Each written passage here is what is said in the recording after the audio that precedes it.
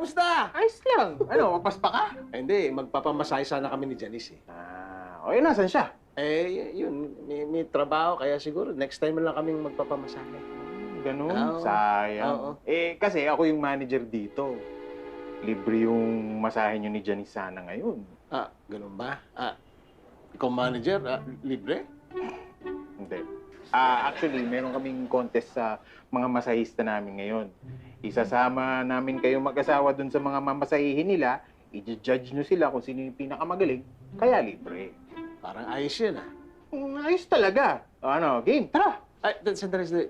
Hindi ako pwede magpamasahe, wala siya eh. Dapat lagi kaming sabay. Pasensya ka na ha. Di mo na lang sabihin sa asawa mo. Uy, parang hindi naman ako ganun. Sige, ikaw bahala. May pamerienda pa naman kami sana sa mga papamasahe pagkatapos. Teka, sandali.